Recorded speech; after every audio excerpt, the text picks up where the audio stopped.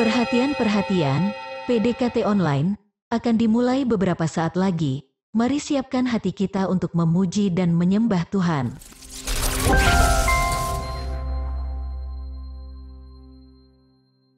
Shalom Sobat DCA Ministry dimanapun berada. Saya rindu kita semua di dalam keadaan yang baik. Jikalaupun ada sobat kami yang mungkin sedang berada dalam pergumulan ataupun persoalan, saya mengajak agar kita semua berserah penuh kepada Tuhan, menyerahkan hidup dan persoalan kita ke dalam tangan-Nya. Sebab firman Tuhan dalam Mazmur 37 ayat 5 berkata, di saat kita menyerahkan hidup kita kepadanya, maka Tuhan akan bertindak. Siap untuk memuji dan masuk hadirat-Nya? Mari kita bernyanyi, Allah Roh Kudus penuhi kami.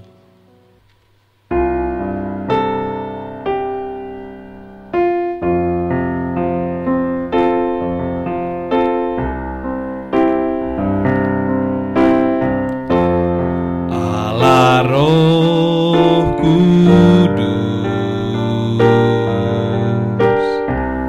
penuhi kami. Ku rindu Kau selalu dalam hidupku.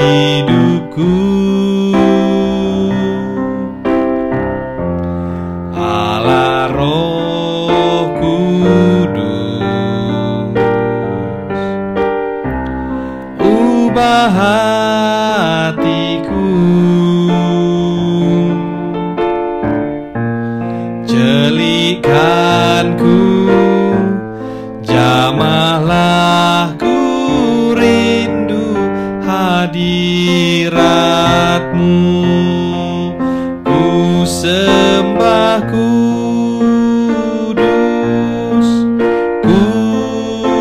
kudus, kuduslah Tuhan, dan ku sanjung Kau mulia, mulia bagimu Tuhan, ku sembah kudus, kudus, kuduslah Tuhan, dan ku sanjung Kau mulia, mulia bagimu Tuhan, bagimu Tuhan, bagimu Tuhan. Mari kita bersatu di dalam doa. Terima kasih Tuhan Yesus, terima kasih Allah Roh Kudus buat penyertaan-Mu Bapa sampai dengan hari ini boleh memberkati kami pribadi lepas pribadi. Ya Tuhan Yesus, sebentar kami akan mendengarkan firman-Mu Bapa. Biarlah setiap firman yang disampaikan Tuhan boleh dimeteraikan di dalam hati kami, sehingga hidup kami semakin hari boleh semakin berkenan di hadapan Tuhan. Sembunyikan hamba di balik salib-Mu, di dalam nama Tuhan Yesus kami berdoa dan mengucap syukur, sama-sama kita katakan Amin. Hari ini sharing firman yang akan saya bawakan berjudul Bersandarlah kepada Tuhan, bukan kepada pengertian kita sendiri. Sobat DCA Ministry yang dikasihi Tuhan, ketika di dalam masalah atau mungkin sebuah pergumulan, pernah nggak di antara kita yang merasa kalau Tuhan seakan-akan lupakan kita? Atau mungkin bisa saja berkata di dalam hati kita, Tuhan di mana ya? Kok aku ditinggal sendirian di dalam menghadapi persoalan ini? Bagi Anda yang pernah merasa demikian, hari ini saya membawa kabar baik bagi Anda semua. Saudaraku, Tuhan tidak pernah meninggalkanmu. Bagaimana mungkin Tuhan bisa ninggalin kita? Yang ada, kita kali yang ninggalin Tuhan. Benar apa benar? Nah, teman-teman semua perlu mengingat kembali bahwa hidup kita pribadi lepas pribadi, tanpa terkecuali itu, semua berharga loh di mata Tuhan. Tuhan Yesus itu bahkan sampai mati di kayu salib buat menebus hidupku dan hidupmu. Kalau dipikir-pikir lagi, kita ini overprice loh teman-teman. Tahu kan yang namanya overprice itu, harga hidup kita itu lebih daripada yang seharusnya. Coba, mana ada satupun dari kita yang layak atau pantas. Tapi oleh karena kasih karunialah, kita semua bisa menerima karya penebusan Tuhan di kayu salib. Jadi kalau ada yang masih mikir Tuhan ninggalin kita, saya rasa itu suatu pemikiran atau perasaan yang keliru. Sebab itu hari ini saya mau ajak kita semua untuk bersandar penuh kepada Tuhan, hidup dengan iman. Jangan ketika ketemu proses masalah sedikit, langsung dipikirin, langsung dirasa-rasa. Kalau kita terlalu mikirin dan merasa yang namanya masalah itu, nanti lama-lama masalah yang kecil pun bisa menjadi besar. Padahal sebenarnya masalah yang kita hadapi itu gak sebesar itu juga sih. Tapi karena perasaan kita cenderung sering sekali untuk menipu, masalah kecil pun bisa membuat kita menjadi mengasihani diri sendiri, stres, lalu kemudian depresi. Kalaupun misalnya ada masalah yang diizinkan Tuhan terjadi dalam hidup kita, mari kita serahkan sepenuhnya ke dalam tangan Tuhan dan berkatakan dengan iman, ya Tuhan, pasti di balik masalah yang kuhadapi sekarang ini, Tuhan punya maksud dan tujuan yang mulia.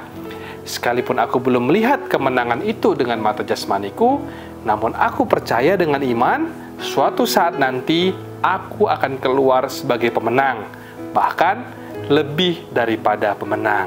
Amin. Mari saya ajak kita semua untuk membaca Amsal 3 ayat 5-6 sebagai bahan renungan kita pada hari ini. Percayalah kepada Tuhan dengan segenap hatimu, dan janganlah bersandar kepada pengertianmu sendiri. Akuilah Dia di dalam segala lakumu, maka Ia akan meluruskan jalanmu. Amsal yang ditulis oleh Raja Salomo ini mengingatkan kita agar senantiasa mempercayakan hidup kita sepenuhnya kepada Tuhan. Dikatakan di ayat ini dengan segenap hati, berarti tidak setengah-setengah. Jangan asal jadi dan jangan pula tergantung kepada mood. Hari ini kita percaya, lalu besok ragu lagi. Begitu aja setiap hari. Nah, segenap hati itu bukan begitu ya teman-teman. Salomo, raja yang diberi gelar sebagai raja yang paling berhikmat ini, memahami bahwa manusia itu sejak zaman purbakala memiliki sifat yang tidak sabaran, sangat mudah goyah dan kehilangan rasa percaya. Sementara kalau kita bicara mengenai penggenapan janji Tuhan, sebagian besar janji Tuhan itu digenapi melalui sebuah proses yang cukup panjang. Ada yang sampai bertahun-tahun, bahkan puluhan tahun baru digenapi di dalam hidup seseorang.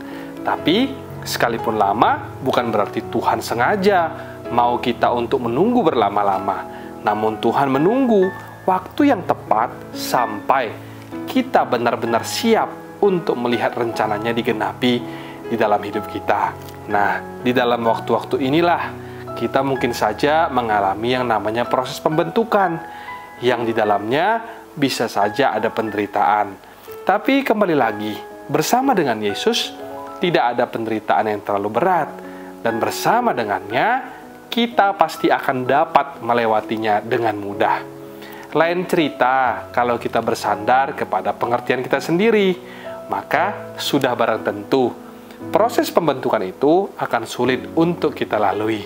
Sebab kemampuan daya pikir, nalar, dan logika kita sesungguhnya terbatas. Sangatlah kecil jika dibandingkan dengan kemampuan Tuhan di dalam merancang sesuatu bagi kita pribadi lepas pribadi. Oleh karena itulah, jika kita hanya mengandalkan logika lewat pengertian kita yang terbatas ini, cepat atau lambat, kita bisa akan menyerah, tawar hati, dan gagal menangkap rencana Tuhan atas hidup kita. Lalu, bagaimana aplikasinya agar kita selalu senantiasa bersandar kepada Tuhan? Saya akan membagikan 3 poin penting yang bisa teman-teman ambil dari sharing kita pada hari ini. Poin pertama, ingatlah di dalam Kristus, segala sesuatu akan indah pada waktunya. Oleh sebab itu, seberat apapun masalah kita, jangan pernah meninggalkan Tuhan. Selama kita masih bernapas, berarti kita masih punya harapan di depan. Tuhan telah merencanakan segala sesuatu yang indah buat kita. Seperti dikatakan di dalam Pengkhotbah 3 ayat 11, Ia membuat segala sesuatu indah pada waktunya.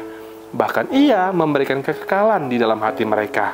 Tetapi manusia tidak dapat menyelami pekerjaan yang dilakukan Allah dari awal sampai akhir.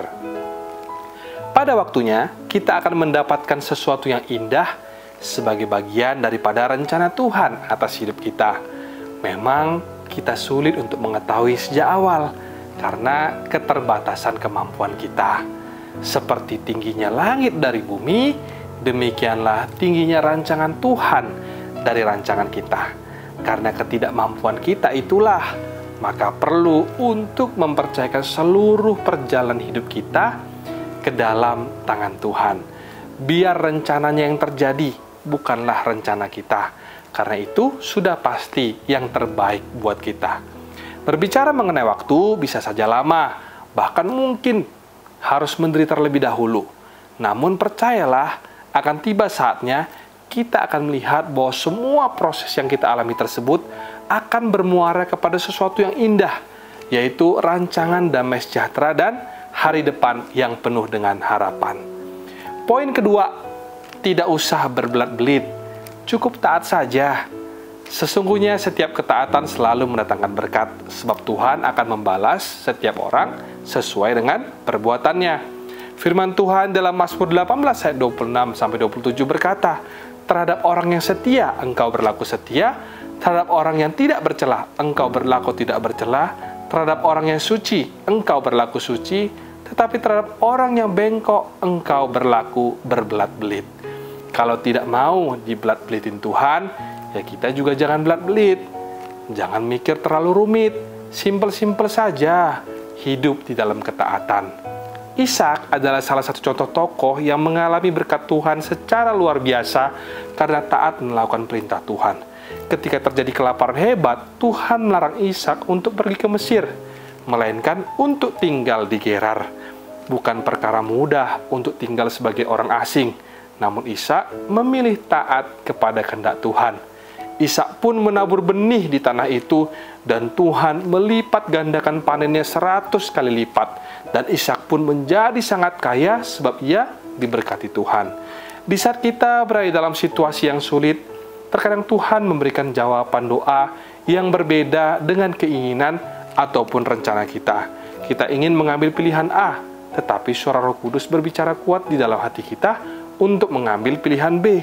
Padahal menurut pertimbangan dan perhitungan, pilihan A jauh lebih baik daripada pilihan B. Di dalam keadaan seperti ini, belajarlah untuk lebih taat kepada apa yang Tuhan sampaikan. Manusia cenderung untuk melihat sesuatu dari satu sisi, tetapi Tuhan melihatnya secara utuh. Oleh sebab itu, hidup taat saja. Terakhir, poin ketiga sekaligus menjadi poin terakhir daripada sharing hari ini adalah dengan iman, maksimalkan kesempatan untuk meraih masa depan. Sekalipun hari ini kita diizinkan masuk ke dalam sebuah proses, asal Tuhan yang memimpin hidup kita, janganlah takut saudara. Tetaplah kerjakan bagian kita dengan sebaik mungkin, nanti Tuhan akan mengerjakan sisanya, atau Tuhan yang akan menyempurnakannya.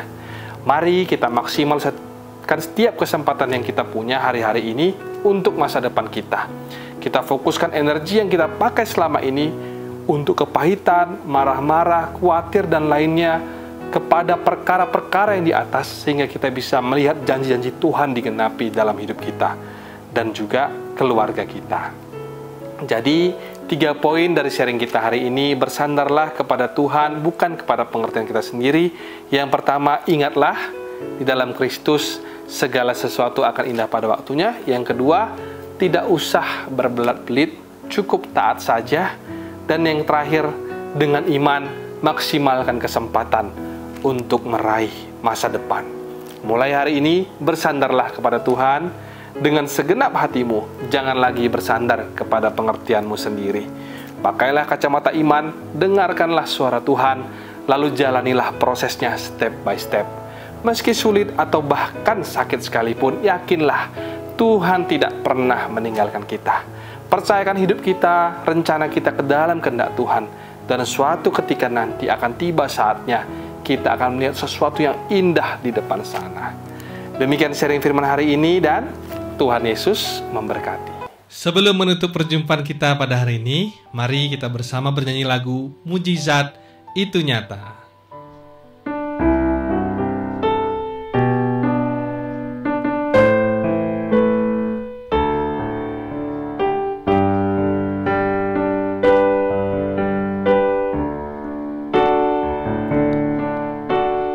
Tak terbatas kuasa-Mu, Tuhan.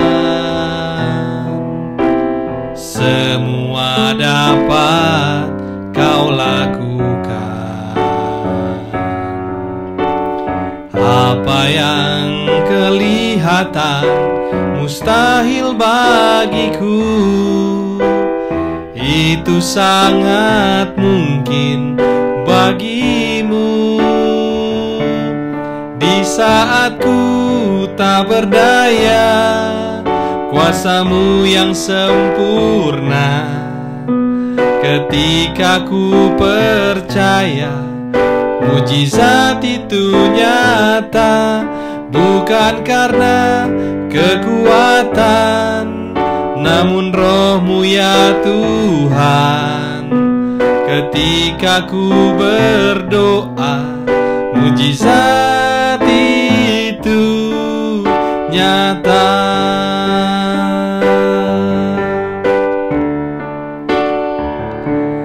Di saat ku tak berdaya, kuasa-Mu yang sempurna. Ketika ku percaya, mujizat itu nyata. Bukan karena kekuatan, namun Roh-Mu ya Tuhan. Ketika ku berdoa, mujizat itu nyata. Ketika ku percaya, ketika ku berdoa, ketika ku percaya, mujizat itu nyata. Mari kita bersatu di dalam doa. Tuhan Yesus, terima kasih buat firman-Mu Tuhan. Biarlah kiranya melalui firman Tuhan, kami boleh senantiasa melihat pergumulan kami, permasalahan kami dengan cara pandang Tuhan, bukan bersandar kepada pengertian kami sendiri Bapa. Ajar kami juga Tuhan untuk senantiasa taat kepada perintah-Mu Tuhan, taat untuk mendengar suara-Mu Tuhan, sehingga Tuhan kami boleh melakukan segala sesuatu sesuai dengan kehendak-Mu di dalam hidup kami Bapa. Kami juga terus-menerus berdoa Tuhan, menopang setiap daripada teman-teman kami, saudara kami, dan kerabat-kerabat kami Tuhan yang mungkin hari ini berada dalam pergumulan maupun persoalan. Biarlah kiranya Tuhan Yesus, Engkau senantiasa memberikan kekuatan kepada mereka untuk terus tetap berharap sampai mereka melihat Tuhan Yesus pemulihan yang terjadi atas hidup mereka pribadi lepas pribadi Bapa. Terima kasih ya Tuhan, di dalam nama Tuhan Yesus kami berdoa. Mari kita sama-sama angkat tangan untuk menerima berkat yang daripada Tuhan. Terimalah kiranya berkat dari Allah, cinta kasih Tuhan Yesus Kristus, penyertaan Allah Roh Kudus akan menyertai hidupmu mulai hari ini, bahkan sampai kali yang kedua Tuhan Yesus datang menjemput kita. Namamu tercatat di dalam kitab kehidupan. Di dalam nama Tuhan Yesus yang percaya dan diberkati, katakan bersama, amin, amin, amin. Tuhan Yesus memberkati, shalom dan sampai jumpa.